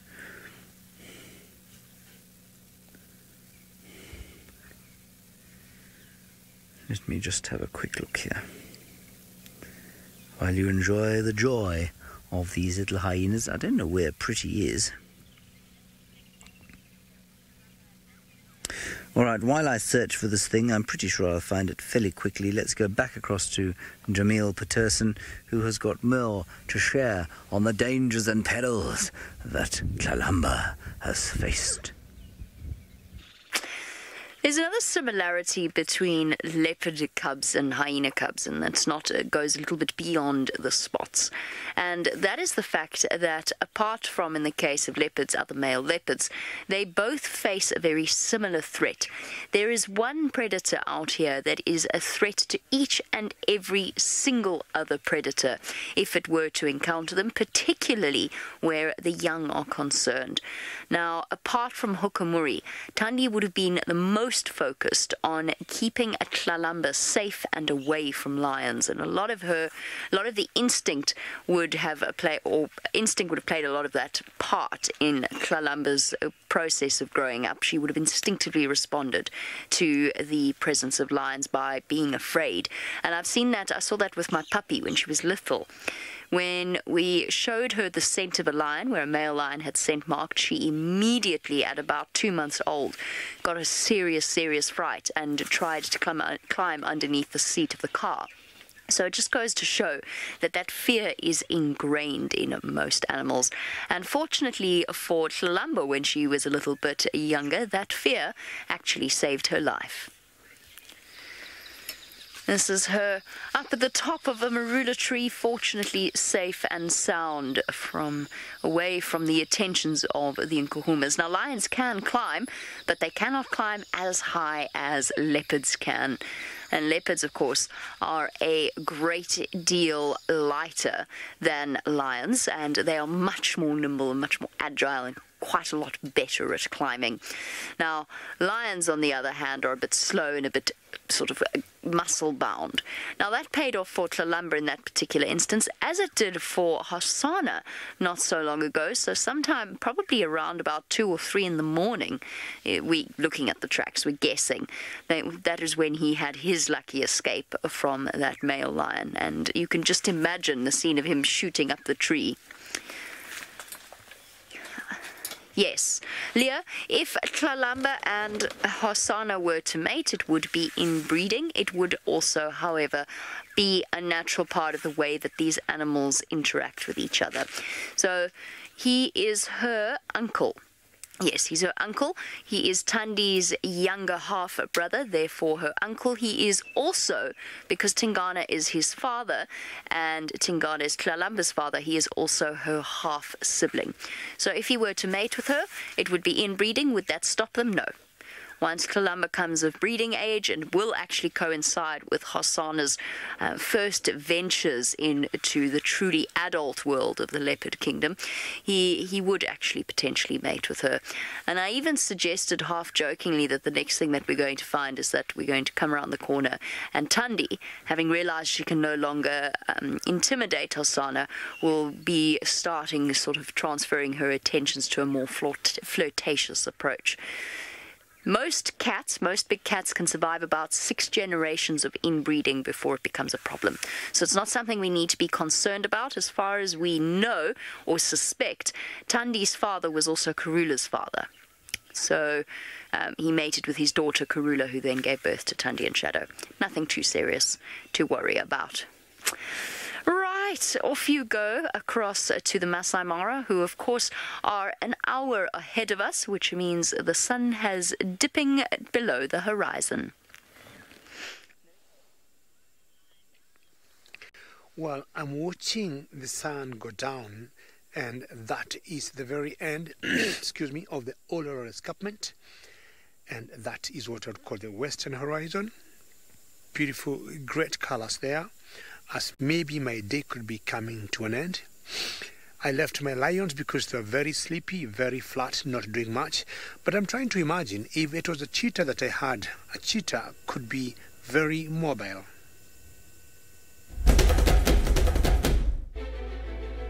The cheetah population roam freely between the Mara and the Serengeti.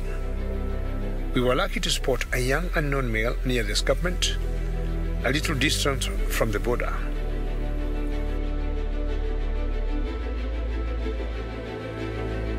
The young fellow stalked confidently, scent marking and climbing trees for vantage points to survey the range. Young cheetahs will sometimes return to the area where they were denned. This could have been the case here. It is possible that this young cheetah has returned to a childhood haunt.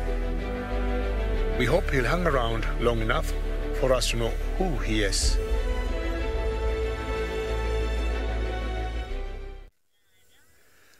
Welcome back live. Now, this particular male cheetah is a cheetah we have not seen before. Around the Mara Triangle, we follow cheetahs as our characters. The two particular ones that we have followed and we know very well, two females, one called Kakenya and another one called Naratoi. This one looked very new to us, and we do not know where he came from. And unlike leopards and lions that are very territorial, cheetahs got very huge home ranges. So it could be here today, tomorrow it could be like another hundreds of kilometers away. So it's very difficult to follow them if they don't stick in the same area. As I said, leopards are very territorial, lions same case, but cheetahs keep moving from one area to another. Now I'm looking at the very end of the horizon, and what I'm seeing is a huge wall of rain, and wondering whether this rain will be coming to where we are, and it's quite a distance from where we are. So what you want to do is just move a little forward. James, are you able to get that rain from a distance? Look at that. It's a huge wall of rain. Blender, very good. You see it's an awesome sky. Huge two walls that I can see from where I am, Blender. I do not know what season you could be having, Blender, where you come from, but at the moment here, we just started the short trains, and to me, they could be short, but they look very heavy. From what you can see there, this is more or less, I would say, southeast. They look like they'll be very big rains. Look at those heavy clouds up there. And it's so quiet. And no wonder those lions slow down the Olololos and just tuck themselves to try and keep their body temperatures and keep their body heat. And just casting the final controls. That's pretty beautiful. Remember, when we hear you talking to us, you make us engaged and happy. Hashtag SafariLive on Twitter, should you have any questions or comments. And also, you can keep following us on the YouTube chat stream. Look at that sky there. Beautiful colors. And every morning when you wake up and see the sunrise and you finish your day like this, it couldn't be any better. So that's the backdrop of the Uluru Escarpment, and where it comes down the other side is the boundary between Kenya and Tanzania. So the Mara Triangle Game Reserve neighbors Serengeti National Park, and this is the whole area where we'll have the migration, roaming, or the wildebeest moving from one side to the other. Well, I'll try to move on as the sun is going down there, and I think maybe James got more active animals than my lions in Juma. I do. I have got the hyenas here, and I am pleased to report that I think I was correct initially. The one at the back there eventually developed an erection to show us exactly what was going on there, and it looks to me that he is a male. It's definitely more pinched on the end than the females, so I'm pretty sure that what we have there is the male that you're looking at, and then the female in front. Phew! Starting to doubt myself, it was very dangerous.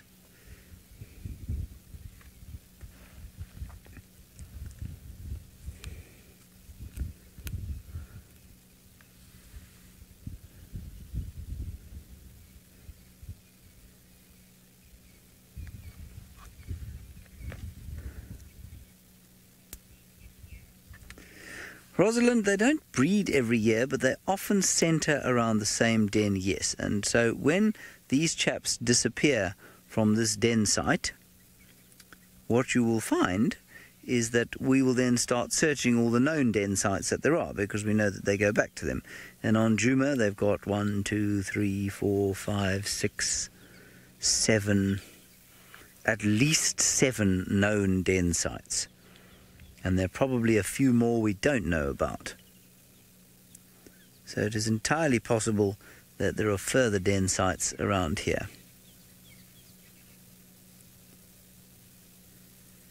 But of course they don't come back to them every year necessarily, because they don't breed every year. So Corky, if this cub lives to adulthood, will probably not breed again for the next 3 years or so, 2 to 3 years. But that's not to say the other females in the clan won't come and have youngsters at this particular termite mound.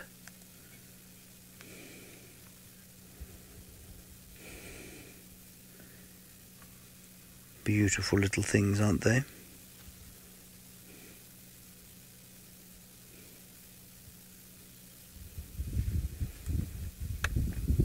And I wonder where Pretty is. I'm not sure why their mother shouldn't be here. Anyway, we're going to sit here, see if Pretty gets here eventually. Hukumuri remains in his tree with Lauren.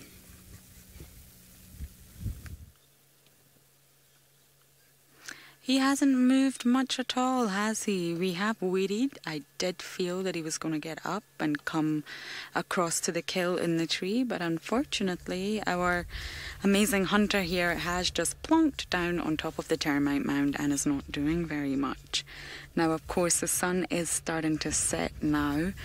We will lose light very soon.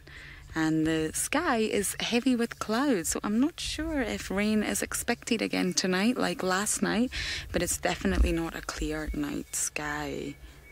Now, predators can use this weather to their advantage, of course, because the wind can drown out lots of different sounds of their arrival and their scent, of course. So Mr. Hukumuri here is probably very relaxed and using this kind of windy weather to his advantage, and that's possibly maybe where he got the impala from.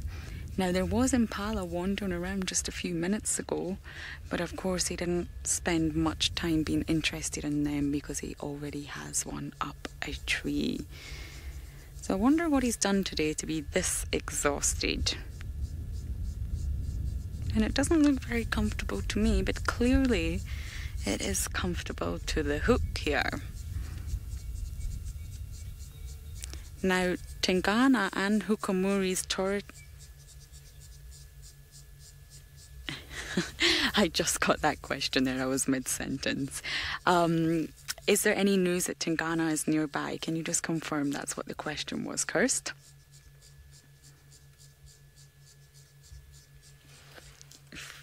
Yes. I haven't heard any news about Tingana the past few days. The last time we sighted him was that lovely memory that we shared with you. So, yes, we don't actually know where Tingana is. But these two males, Hukumuri and Tingana, will clash.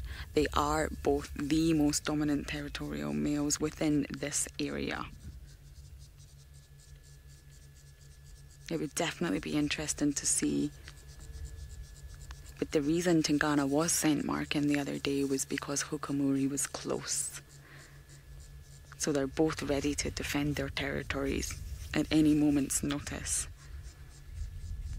Although it doesn't look like it right now, with our sleepy spotted cat. And hopefully tomorrow we can find Hosanna. He's never been this difficult to find before. But at least we did get one of the main leopards for you. So we will stay in case he does get up at any moment's notice. It's definitely worth the wait. And while we do wait, let's go over to Jamie, who's still in the tent. In the tent, I confess, I find it very difficult to stay cooped up for too long, particularly when there's elephants around. This burning desire to go out and watch them and look at them. So there's Mum and her little one in the background.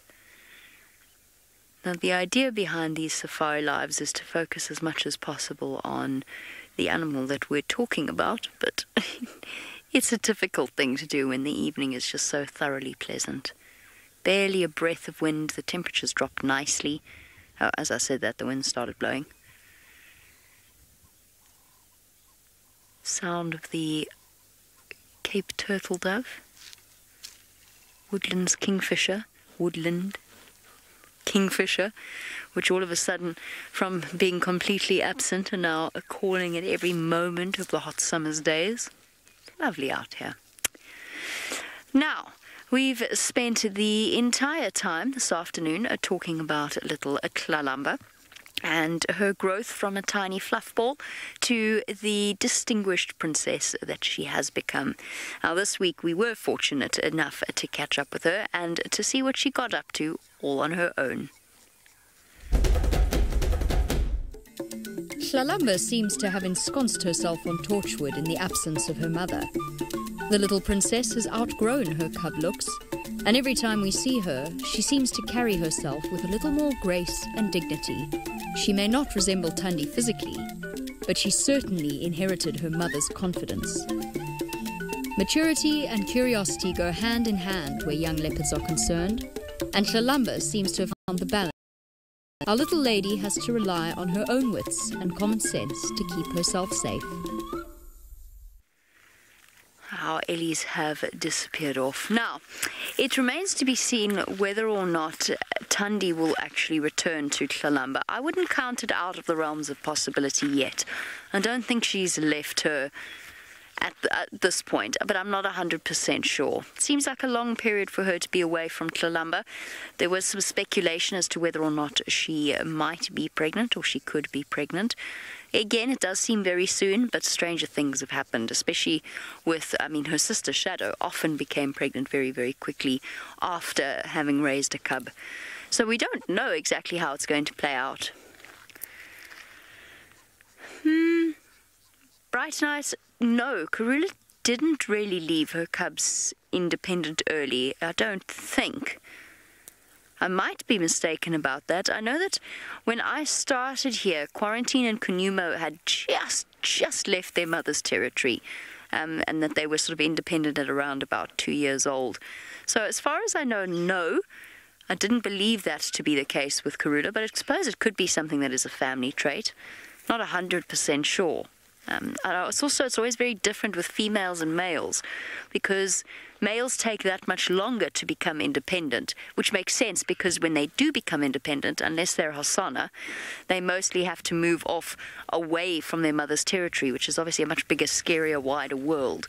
So they put that off for as long as possible, where females often become independent slightly sooner. I was quite convinced Hosanna was going to come and finish us. Oh, visit us, sorry, not finish us. That didn't make any sense. Chris Rowe, you said that Karula didn't do that. I didn't think she did. But again, obviously, I only arrived here in 2015 when she was, or before she gave birth to her final litter. So I wasn't 100% sure, but I didn't think that she did that. I thought that she looked after them all the way through. let's wait and see what Thandi does. Who knows exactly what the explanation is behind her behavior, why she's done what she has done, and why she's left little Tlalamba as soon as she has. She might just be back. Either way, at least we know that Tlalamba does have the skills to survive.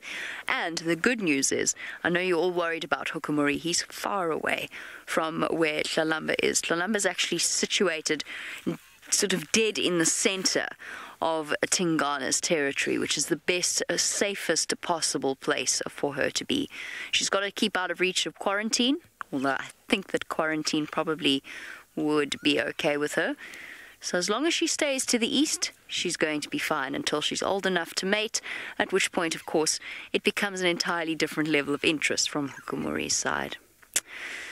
Right, and that brings us to the conclusion of this, the 26th episode of Safari Lives. I still cannot believe how far into the year we truly are. All that remains is for us to say a very big thank you to all of you. Thank you for your questions and comments. We look forward to seeing you tomorrow on the Sunrise Safari. What a week it has been. We can only look forward to the next one.